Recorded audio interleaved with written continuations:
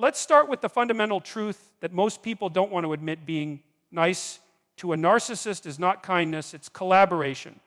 And I know that sounds harsh, but hear me out. When you continually extend warmth, generosity, and accommodation to someone who is pathologically self-absorbed, you're not winning them over, you're feeding them. You're giving them exactly what they crave: validation without accountability. Narcissists are not like healthy people, where kindness begets kindness. In their worldview, kindness is not a moral gesture to be reciprocated, it's a signal of weakness, a lever to be pulled. When you treat them with excessive niceness, you're essentially saying, you can take without giving, you can disrespect me without consequence, you can cross my boundaries and I will still meet you with open arms. And they will take you up on that invitation. Every single time. The uncomfortable reality is that what we often call being nice is, in many cases, a form of self-betrayal disguised as virtue. It's not the pure, selfless altruism we like to imagine it is. It's often fear of confrontation, fear of disapproval, fear of loss. It's the belief that if we can just be accommodating enough, patient enough, understanding enough, the other person will eventually appreciate us and change. But with a narcissist, that change never comes. Why would it? You've already taught them they can have the benefits of a relationship with you without the burden of respect. Now, there's a psychological principle at play here that's worth understanding. Narcissists operate on a reward system, much like anyone else. The difference is they see relationships as a transactional marketplace in which they're always the buyer, never the seller. They want the maximum gain for the minimum investment. So when you're nice without demanding reciprocity, you're offering them a zero-cost, high-return deal. And here's the catch. Once they know that deal is available, they will never voluntarily upgrade to something more equitable. Why pay when you can get it for free? The problem isn't that kindness is bad, it's that kindness without boundaries is exploitation waiting to happen. Imagine leaving your front door wide open because you want to be neighborly. Maybe a good neighbor will simply wave and pass by. But the opportunist, the one looking to take advantage, will walk right in and make themselves at home.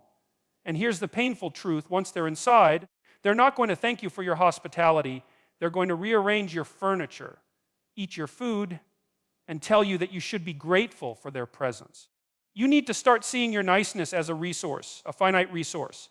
And just as you wouldn't hand your life savings to someone you know is reckless and untrustworthy, you shouldn't hand your emotional generosity to someone who consistently shows you they will misuse it. That's not selfishness, that's stewardship. It's protecting your own psychological well-being so that you can give in ways that actually matter to people who actually value it. And here's where the shift has to happen. Stop trying to earn a narcissist's respect by being overly accommodating. They will not respect you for it. They will simply assume you are pliable. The paradox is that the only chance you have of ever being respected by a narcissist is by showing them that you are not afraid to walk away, that your boundaries are stronger than their manipulation. In the end, niceness to a narcissist is like pouring water into a sieve. No matter how much you give, it will never be enough, and it will never be contained. If you want to stop drowning in that endless cycle, you have to stop pouring. Respect, not niceness, is the currency that changes the balance of power.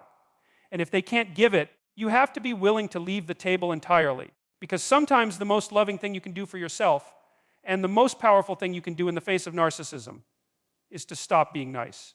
Not to become cruel, but to finally become free. If you've understood that niceness is a form of fuel for a narcissist, then the next logical step is to replace that niceness with something far more powerful: assertive boundaries. And let me be clear, boundaries are not walls built out of hostility or bitterness. They are the framework through which you define who you are, what you value, and how you expect to be treated. Without them, you are at the mercy of whoever happens to be in front of you, and when that person is a narcissist, mercy will never be part of the equation. Most people hear the word boundaries and think of rules they tell other people. That's a mistake. Boundaries are primarily commitments you make to yourself. They're the standards you decide you will uphold no matter who you're dealing with. They're not conditional on whether someone else approves or understands. A boundary is not, please don't raise your voice at me. That's a request. A boundary is, if you raise your voice at me, I will end this conversation. It's not about asking for different behavior.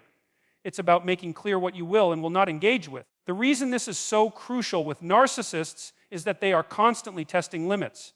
Think of it like a toddler pushing to see how far they can go before a parent steps in.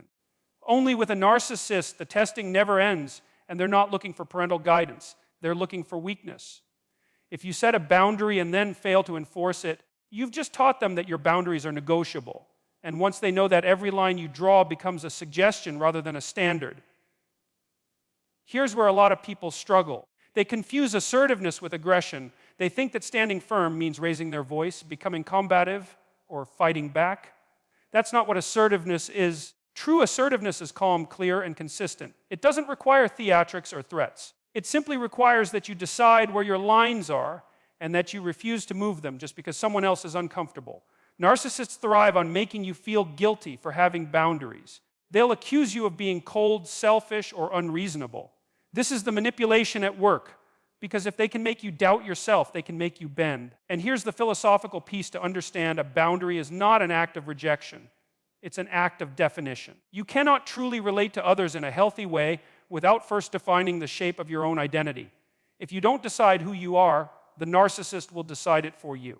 And they will shape you into something that serves them, not you. So when you stop over-explaining, stop over-apologizing, and stop trying to justify every choice you make, you disrupt the narcissist's control. You take away their ability to hook you into endless debates about your worth or your intentions. A clear boundary doesn't need to be defended. It just needs to be enforced. That's where the shift in power happens. You're no longer in a position of pleading for respect. You're in a position of self-respect that demands reciprocity. This is not easy. It will feel uncomfortable at first. But here's the truth. You can tolerate the discomfort of holding a boundary for a few minutes, or you can tolerate the discomfort of being disrespected for years.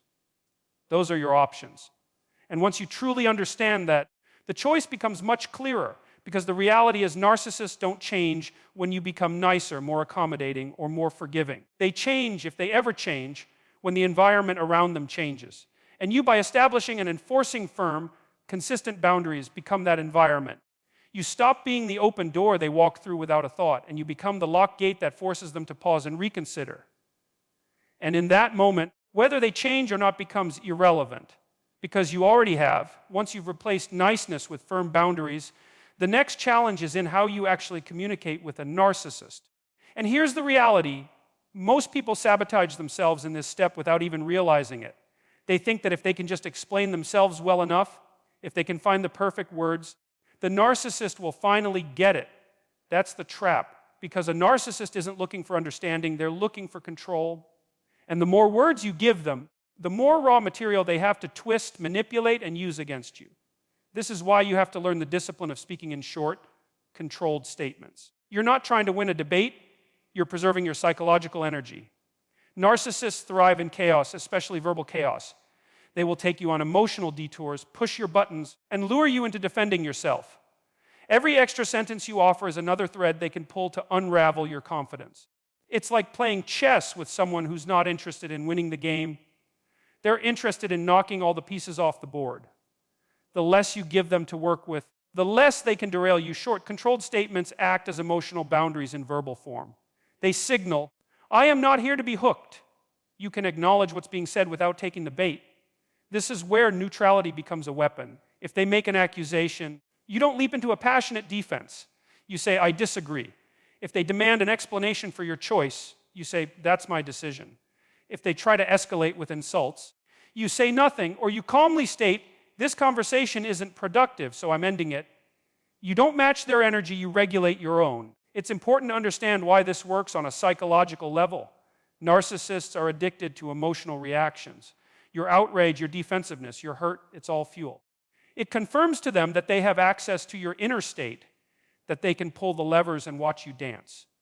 When you stop giving that reaction, you're cutting off their supply. And here's the interesting thing: at first, they'll push harder. They'll provoke you more aggressively because they're testing to see if you really mean it. This is called an extinction burst. The behavior gets louder before it dies out. If you cave during this stage, you've just taught them that persistence pays off. But if you hold steady, if you keep your responses short and controlled, they eventually realize the game isn't working anymore. This doesn't mean you become cold or robotic. It means you choose your words deliberately. You don't over-explain. You don't give personal details they can weaponize later. You stop treating every interaction like a court trial where you have to present all the evidence for your defense. You simply state your truth and leave it there. The silence that follows may feel uncomfortable at first, but that silence is power. It forces them to fill the space without your emotional participation. The philosophical underpinning here is simple. The person who controls the pace of the conversation often controls the power dynamic. Narcissists try to speed things up to get you reacting before you've had time to think. Short, controlled statements slow the pace. They keep you grounded in your own framework rather than swept away in theirs. This is not about winning in the moment. It's about preserving your dignity and mental clarity over the long term. Because in the end, every unnecessary word you speak in defense of yourself is a gift to a narcissist. And the moment you stop giving those gifts, you take back something far more valuable. You take back your voice. If you've learned to speak in short, controlled statements, then the next evolution is internal. Not just how you speak, but how you engage. And this is where strategic detachment comes in. Most people lose ground with a narcissist because they're still too emotionally invested in the outcome of every interaction. They care too much about being understood, too much about being seen as fair, too much about fixing the relationship. That emotional investment becomes a tether, a rope the narcissist can pull on whenever they want to reel you back in. Strategic detachment means you cut that rope. It doesn't mean you stop caring about people altogether, and it doesn't mean you become numb or cynical. It means you stop giving a narcissist the keys to your inner world. You interact with them from a position of stability, not from the turbulence of emotional reaction. You observe instead of absorb. You respond instead of react. This isn't coldness, it's control. Here's the thing, narcissists are experts at creating emotional urgency. They want you to feel that every disagreement is a crisis, that every slight must be addressed immediately, that your silence is unacceptable, that your boundaries are cruelty. This keeps you in a state of constant emotional defense. Strategic detachment is the opposite. It's emotional offense. It's you deciding when, how, and whether you engage at all. On a psychological level, this matters because narcissists thrive in environments where your emotions are accessible to them. If they can make you angry, they can paint you as irrational. If they can make you cry, they can play the role of the wounded party. If they can make you feel guilty, they can manipulate you into apologizing for things you didn't even do. But when you detach strategically, you break that feedback loop. Your emotions remain yours untouchable. Now, detachment is not avoidance. Avoidance is fear-based, you're running from conflict. Detachment is strength-based, you're choosing the level of access someone has to you. Think of it like a thermostat. If you let the narcissist control the settings, they'll crank up the heat until you're uncomfortable enough to comply. Strategic detachment is you taking back that control. You keep the temperature steady no matter how much they try to provoke you. This often means limiting emotional disclosure. The more they know about what you feel, the more tools they have to manipulate you. You can still interact, but you keep the conversation surface level when necessary. You can still listen, but you don't internalize their chaos. You can still share, but you choose the safe, deliberate pieces you're willing to offer.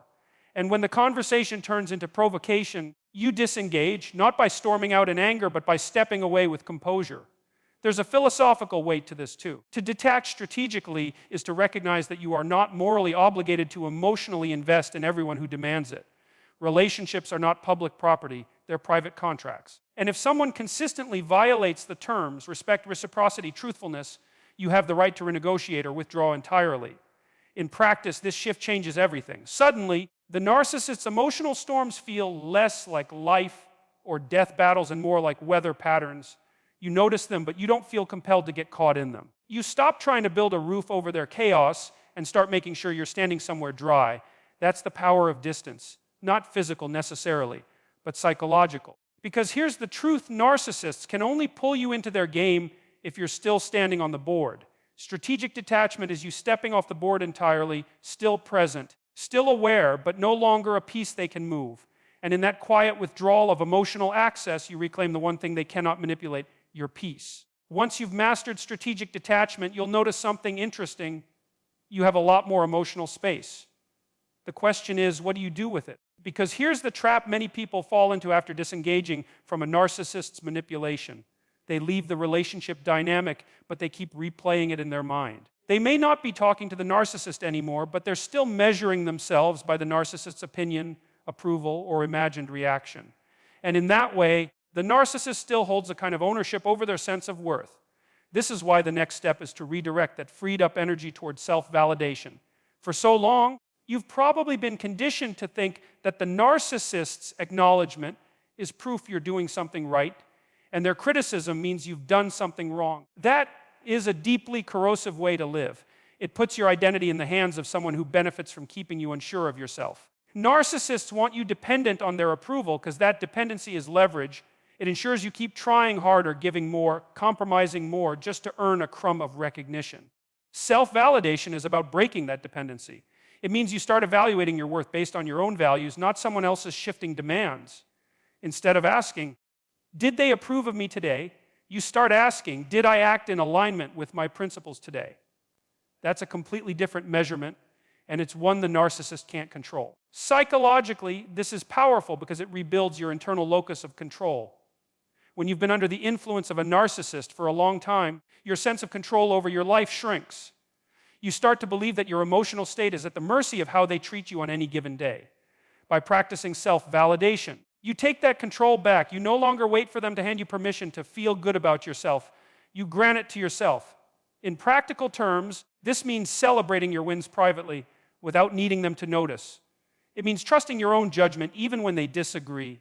It means recognizing when you've made progress, no matter how small, and refusing to let them redefine it as failure. You replace their voice in your head with your own. And here's the key. You make your voice the authority. Philosophically, this is the shift from dependency to sovereignty. Dependency says, I need you to confirm that I'm enough. Sovereignty says, I decide that I'm enough. When you reach this point, the narcissist loses their ability to destabilize you with criticism or bait you with praise. Their approval stops being a currency you trade your dignity for. But self-validation doesn't mean you live in an echo chamber. It's not arrogance or an unwillingness to grow. It's simply refusing to outsource your identity to someone whose power depends on keeping you small. You can still value constructive feedback from healthy people, people who actually want you to succeed. The difference is you choose whose input matters, and you filter it through your own discernment instead of taking it as absolute truth. This step is critical because without it, you might set boundaries, speak calmly, detach strategically, and still find yourself emotionally hooked every time the narcissist dangles a compliment or withholds one. The goal isn't just to survive their behavior, it's to be free of needing their emotional permission to feel whole. Because once you realize you never actually needed their approval, you've taken away the last piece of leverage they had over you. And in that moment, you stop being someone they can manipulate and start being someone they can never truly control again. Once you've built self-validation, the final piece is to make your boundaries real, not just concepts you talk about, but lines that have actual consequences when crossed. Because here's the truth, narcissists don't respect words, they respect outcomes. You can tell them over and over again what you won't tolerate, but if there's no tangible shift when they cross the line, your words are just background noise. In their mind, if nothing changes, then nothing was serious. Most people fail here because they confuse setting a boundary with enforcing it. They'll say, if you keep yelling at me, I'll leave, but then they stay through the yelling. They'll warn, if you lie to me again, I can't trust you, but then they forgive without any change in behavior. What that teaches a narcissist is simple, you're bluffing. And if they know you're bluffing, they'll keep pushing because now they know there's no actual cost to disrespecting you. A consequence is not a threat.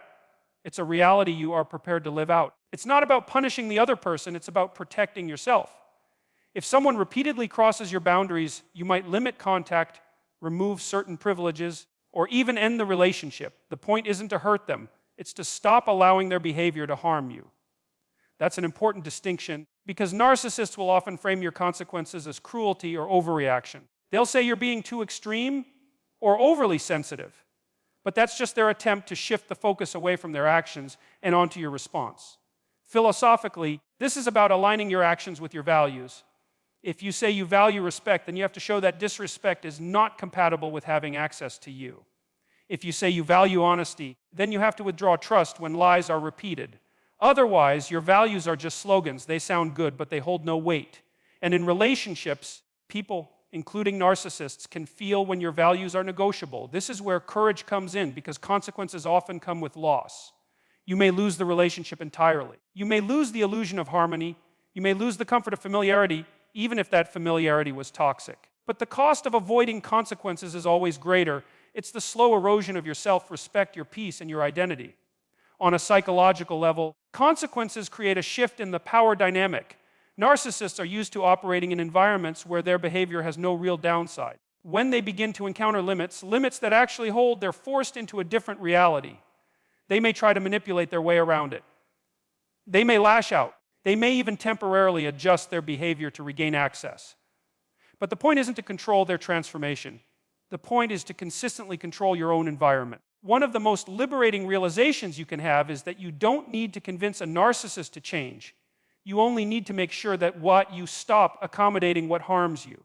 And consequences are the mechanism that makes that possible. Without them, every other strategy, boundaries, detachment, self-validation, becomes shaky. With them, everything you've built finally has structural integrity. Because at the end of the day, narcissists are not swayed by speeches, explanations, or pleas for fairness. They are swayed, if at all, by the moment they realize access to you comes at the price of respecting you. And if they can't pay that price, you walk away knowing something far more important. You've kept the most valuable thing they could never give you, your dignity.